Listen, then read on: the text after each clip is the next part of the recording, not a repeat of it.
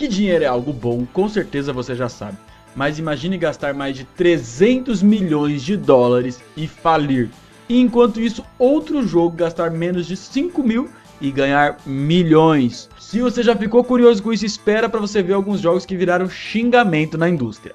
Mr. Nerd Jeff aqui. Todo mundo já sabe que empresa com orçamento altíssimo nas mãos de um diretor com ideias ruins nunca vai ser uma boa ideia e nunca dá certo. E isso acontece já tem muito tempo, mas vamos falar de alguns casos famosos. Criação antiga. Eu e você já ouvimos de muitas pessoas, geralmente mais velhas, a famosa e velha frase: antigamente era muito melhor. Não fazem mais jogos como antigamente. E infelizmente eu tenho que concordar com esse bando de idoso de vez em quando. A falta de recursos como orçamento e mão de obra mesmo fazia que o motivo de uma obra dar certo ficava apenas por questão de querer mesmo. Força de vontade na real. Força de vontade de ver algo sendo incrível, de ver seu nome estampado em algo bom. O jogo Doom, por exemplo. Sim, aquele joguinho que consegue rodar até mesmo uma calculadora. Caso vocês não saibam, foi criado com pouquíssimas pessoas, criando a primeira versão do que seria algo 3D, mas na verdade não era 3D, era apenas 2D de vários ângulos, 2D aqui, 2D de lá, 2D de cima, 2D de todos os lados, causando assim uma falsa impressão de um 3D. Isso foi bem genial. E com isso criando o primeiro AAA dos jogos. Isso foi a primeira vez que um jogo vendeu aos montes, coisa de milhões, fez o primeiro milionário que vendia jogo. Jogo virou algo de gente rica naquele momento, se tornando também um ponto inicial de referência das indústrias dos games que poderia realmente valer dinheiro nos Estados Unidos ali. E falando de referência, tem um filme que eu já falei aqui no canal, o filme Eles Vivem. Caso você não esteja sabendo, foi esse vídeo que eu fiz. Assista aí. É um filme do diretor John Carpenter, com cenas muito únicas que este diretor sempre gostou de adicionar nos filmes para que nós não esqueçamos de nada. Eu vim até aqui pra mascar chiclete bola. Mas o chiclete acabou. Sim, ele às vezes até coloca algo estranho, mas nunca esquecemos de nada mesmo assim, porque coisas estranhas são difíceis de esquecer. Confesso que na época esse filme foi muito mal recebido. E até hoje esse filme não é conhecido por tantas pessoas, mas pelos diretores e por pessoas muito cinéfilas é muito conhecido, porque ele é uma grande referência de vários outros filmes, de muitos filmes de aliens, muitos filmes de invasão e de filmes que fazem críticas ao capitalismo. Então podemos dizer que ele é referenciado e copiado em outras obras hoje em dia. E isso, gente, eu chamo de alma. Sim, a alma é bonita por isso, faz da obra mais viva. Sim, a alma em uma mídia traz vida de verdade e faz o filme perdurar por toda a eternidade. Você não pode não recomendar o filme para um amigo, mas pode ter certeza que você vai comentar pelo menos. Você pode odiar o filme, mas você vai comentar porque você vai ficar, cara, eu vi um filme tão esquisito, aconteceu isso, aconteceu aquilo, porque o filme tem algo de verdade ali. E você vai entender já. Um outro bom exemplo bem interessante é a criação do jogo Crash. Sim, o marsupial que roda.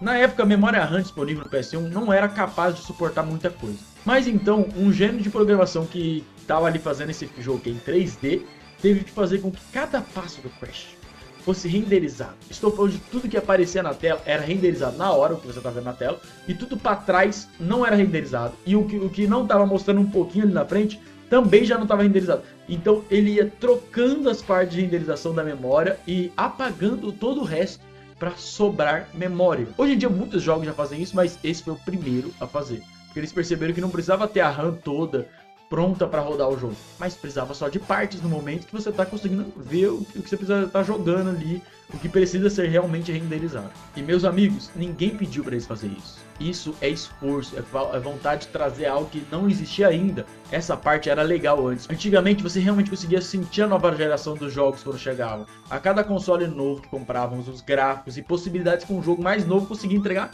que no videogame antigo jamais seria possível. Poder tentar mostrar para os concorrentes que tem coragem de criar algo, como lendários jogos, como os famosos Resident Evil e God of War.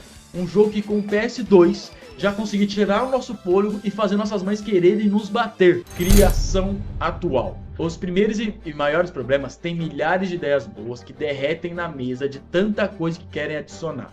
assim como histórias antigas que tentam ressuscitar de uma forma horrível, o tal do remake, que a gente tá cansado que 2024, 2025 só teve isso, que apenas mancha ainda mais o nome da história original que era boa, e faz a gente pensar que na verdade era ruim. O que fizeram com você, Indiana Jones? Meu Deus, não deixaram nada. Mas me perguntam o do porquê isso acontece, existem alguns motivos, e o principal causador de tudo isso é a merda do dinheiro. Sim, os patacos em frente à casa dos diretores de videogame e de filmes. O diretor novo de jogo ou filme não está acostumado a tantas escolhas e possibilidades e fica entorpecido, assim, ó, embebecido de tanta grana e esquece do tempo que ele tem para entregar essa obra. Mas também não está acostumado com tantas regras em cima da sua arte. Grupos feministas, grupos de amazônicos com raiva, povos originais com problemas de joelho e grupos de pessoas que não se inscrevem no canal. Então aproveita esse momento para não fazer esse mal, para você se inscrever e deixar o like nessa obra de arte que é esse vídeo e são vocês a arte. Mas retornando aos filmes, imagine convencer atores com horários apertados, verificar CGI, a famosa computação gráfica, né? Tudo isso para não ficar parecendo com isso aqui. E com a droga da evolução do mundo de hoje em dia, esse pessoal moderno que são formados em TikTok não consegue criar uma obra sem que o roteiro passe pelo chat GPT primeiro. Eles fazem a pior coisa que um ser humano pode fazer, algo pior do que ficar brincando de vivo ou morto em cima do parapeito de um prédio com crianças. Ele acha que ouvir os outros é uma boa ideia.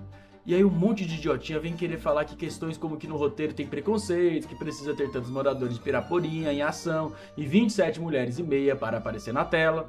Sem problemas, cara, já vi muitos filmes com moradores de Piraporinha, mas então faça um filme sobre Piraporinha, caramba! E aí coloca idealizações pessoais e de grupos específicos e coisas do tipo no roteiro de qualquer jeito. Por exemplo, caso não saiba como é isso, é só você precisar assistir The Boys. Dá até pra imaginar o dono de tudo isso, um velho nojento coçando a bunda no meio do escritório, dizendo: olha aqui, seu diretor, você vai colocar cenas de mulher lésbica. Aí ele seria uma mulher forte, você quer dizer, ou lésbica mesmo?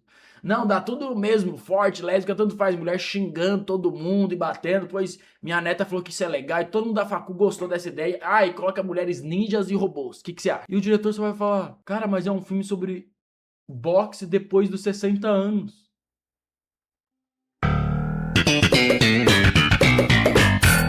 Agora vamos falar de um filme que nem é antigo, mas na verdade só tem, sei lá, uns 6 meses. Qualquer filme da Netflix que lançou com a Lindsay Lohan, que tenham ou uma fazenda ou eles estão numa neve tentando viver e aparece um monte de homem gostoso do nada. Cara, nada contra esses filmes, mas tudo conta porque esses filmes são iguais e lança a cada 6 meses um filme igual. Você pode ir lá olhar. E aí você tá lá assistindo esse filme com a sua mãe e ela viu e ela chorou e tal. E você assiste enquanto você tá comendo panetone até se empanturrar e ficar parecendo uma bexiga. Eu escrevi bexiga com I, eu não lembro se é bexiga ou bexiga. Me avisa aí nos comentários. Então você nem lembra mais o nome do filme e também já esqueceu qual que era a história e muito menos o objetivo da droga do protagonista. E esse filme só vai embora, e o stream vem e faz mais outro filme pra você poder assistir e ignorar ele, enquanto você assiste outro vídeo do TikTok, enquanto um cachorro tá dançando com IA.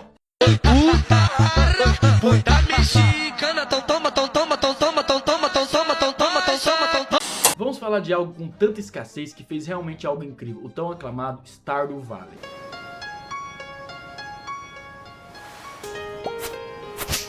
Sim, aquele jogo de fazenda gostoso, foi criado praticamente por apenas um cara, tendo ajuda apenas de algumas coisas sobre as artes e sons e músicas do jogo. De resto foi tudo ele durante anos, trazendo um jogo de ultra qualidade, com gameplay básica e fácil ali de jogar, bem gostosa, e a história que quando se presta atenção é algo dramático e bem mais próximo da vida real que os gráficos fofos parecem ter. Mas fica tranquilo, seus filhos ainda podem jogar, fica de boa. E vamos exagerar, no ano de 2025 foi lançado um jogo com um orçamento gigantesco de aproximadamente 400 milhões de dólares. Concorde, ai, esse nome até dói. Um jogo feito às pressas, muito dinheiro envolvido para algo que nem parecia tudo isso. Havia apenas o modo online. Cara, eu tenho uma raiva disso, cara. Você paga por um jogo que só tem modo online, que ficou com os servidores ligados, cara, por apenas uma semana e meia.